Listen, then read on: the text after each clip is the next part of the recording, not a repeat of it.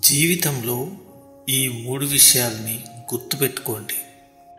మొదటిది, నీ మీద నమ్మకం లేని వారికి సంజాయిషీ చెప్పాల్సిన అవసరం లేదు.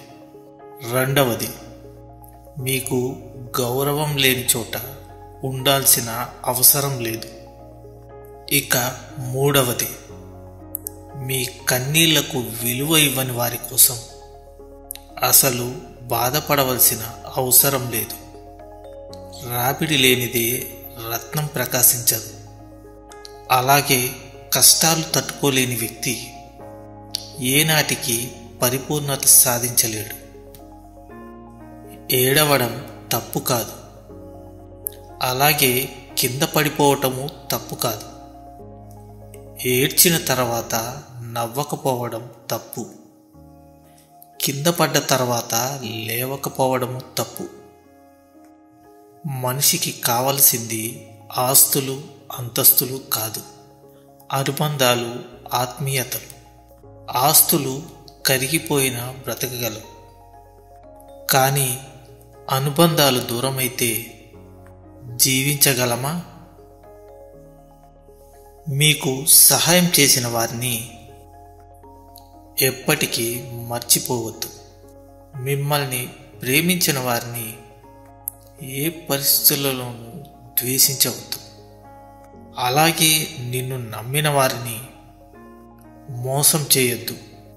నువ్వు కావాలి అనుకున్నప్పుడు ఏదీ రాదు. నీకు రావాలి అని రాసిపెట్టింది ఏదీ ఆగదు. రాలేదని కుంగిపోకు, అలాగే వచ్చిందని పొంగిపోకు.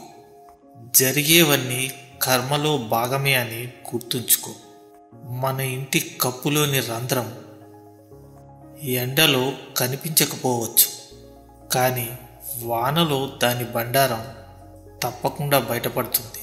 మనుషులు కూడా అంతే. సరైన సమయంలో వారి యొక్క నిజస్వరూపం తప్పకుండా బయటపడి తీరుతుంది. చెప్పులు లేవని ఏడ్చేవాడికి కాలు లేనివాడికి కనిపిస్తే గాని అర్థం కాలేదట వాడు ఎంత అదృష్టవంతుడోనని. అందరం అంతే.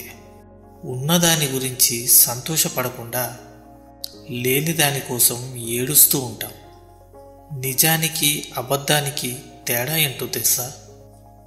నువ్వు చెప్పిన అబద్ధాన్ని నువ్వే రక్షిస్తూ ఉండాలి, కానీ నిజం మాత్రం ఎప్పటికీ నిన్ను రక్షిస్తూనే ఉంటుంది. ఆడవారి అందం వారి ముఖంలో ఉండదు, వారి యొక్క నిజమైన ప్రేమలో, వారి నడతలో ఉంటుంది. మగవారి అందం వారి ఆస్తిలో, సంపాదనలో ఉండదు, వారు స్త్రీకి ఇచ్చే మర్యాదలో ఉంటుంది.